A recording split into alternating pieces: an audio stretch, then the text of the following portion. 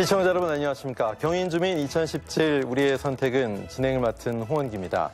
5월 9일 대선이 확정되면서 출사표를 낸 각 당의 후보들 정책을 검증해보는 시간 마련하고 있는데요. 오늘은 1년 안에 대한민국의 틀을 바꾸고 자연인으로 돌아가겠다는 분 모셨습니다. 청와대를 대통령 기념관으로 만들어서 관광지로 바꾸고 또 출퇴근을 자전거와 지하철로 하는 소박한 이웃 같은 대통령이 되겠다는 분인데요. 늘 푸른 한국당의 이재호 공동대표 모시고 말씀 나눠보겠습니다.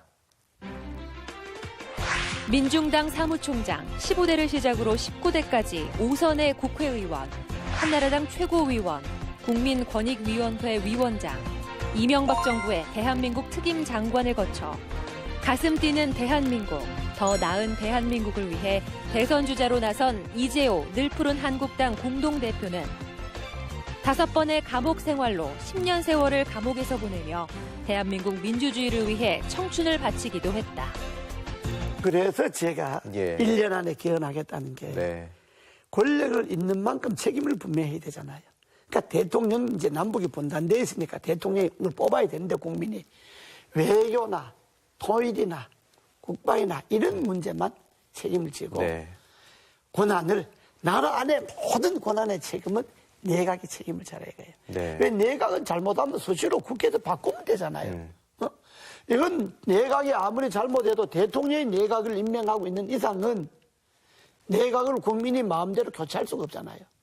그래서 외치는 어차피 남북이 분단되어 있으니까 통일될 때까지는 나라에 어떤 비상사태가 일어날지 모르니까 그 대통령 권한을 주고 나라 안에 내치는 내각에 넘겨가고 내각은 여야의 의석에 따라 연립정부를 구성하고 그래서 내각에서 여와 야가 갈등과 대립을 줄이고 지금부터는 그래서 갈라져 있는 지금 국민들의 마음이 다 갈라져 있잖아요. 양극화가 너무 심하잖아요.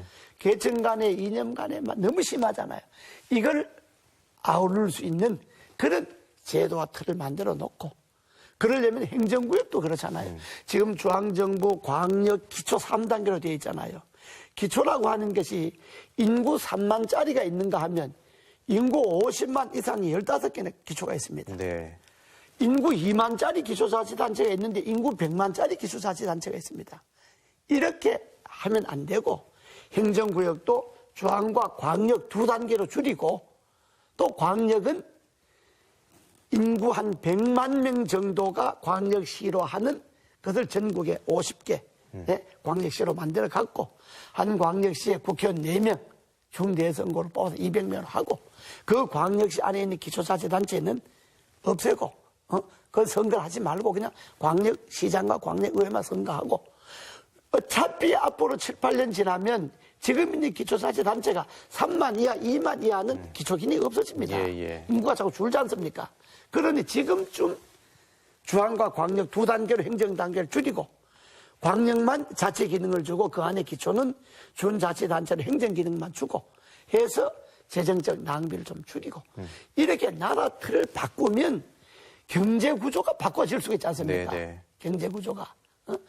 이 100만 정도면 자급자족을 할 수 있는 행정 중심이 되거든요. 그래 되면 전국을 50개 권역으로 산업을 나눌 수가 있지 않습니까? 여기는 조선 특화, 여기는 자동차 특화, 여기는 뭐 IT 특화 이렇게 해서 지방과 중앙이 나라가 동시에 발전할 수 있는 이래야 일자리 창출도 100만 명의 광역시는 100만 명 안에 일자리를 해결할 수 있도록 그러면 그 일자리에 필요한 인적 자원을 교육해낼 수 있잖아요. 자족 기능이 생기고 그게 진정한 지방자치다 이거죠. 그렇습니다. 예를 들어서 A라는 광역시에 예를 들어서 뭐 경북을 예로 들면 뭐 안동을 예로 들면 안동을 중심으로 해서 100만 명의 광역시가 생기면 그 광역시에 필요한 공무원, 공직자, 뭐 공기업, 또 뭐 기타 이제 직장인 있지 않습니까? 그 직업을 가질 수 있는 사람이 뭐 자영업 이런 거 내놓고라도 1년에 한 5천 명이 필요하다. 그러면 그 100만 명 안에 있는 학교, 대학이든 고등학교든 그게 그 인구수에 맞게끔 소위 맞춤형 교육을 할 수 있잖아요. 우리 지역, 우리 광역시의 금년에 대학 졸업생 몇 명이다. 고등학교를 졸업하고 대학 못 가는 사람 몇 명이다. 그 인원을 수용할 수 있는 우리 시의 공직자, 공무원, 중앙정부기관이 지방에 내려와 있는 지역 공직자 이 수 다 하면 그게 졸업생 수와 맞다.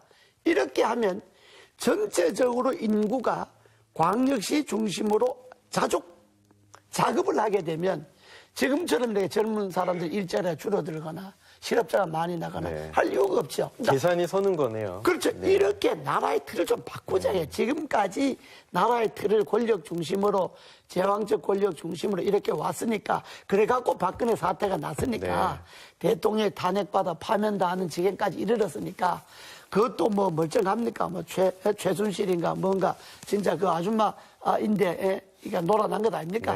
그게 권력이 만능해서 온 것 아닙니까? 왜 최순실이 보고 돈을 줬겠어요? 최순실이가 왜 큰 소리 쳤겠어요? 자기 뒤에 대통령이 있으니까 큰 소리 친 거고, 최순실이 이제 당한 사람은 최순실을 보고 당한 게 아니라 뒤에 대통령 보고 당했잖아요. 그러니까 이런 체제를 이대로 두고 어떻게 나라를 새롭게 하겠냐고요. 그래서 나라의 틀을 나는 이 기회에 다시 짜고, 다시 짜서 새롭게 하는데 이번에 대통령 선거는 그 나라 틀을 새롭게 짜는 게 중요한 거지 이 틀을 가만두고 내 권력을 유지하는 게 중요한 게 아니다. 이게 아주 제 확고한 신념이에요. 그래서 제가 그러면 뭐 나서갖고 국민들 앞에 나라 갈 방향이나 제대로 제시하자. 그래서 출마를 했는데 이 이야기를 언론에서 할 데가 없잖아요.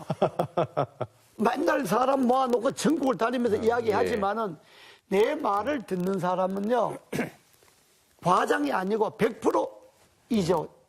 아주 적극 지지하게 됩니다.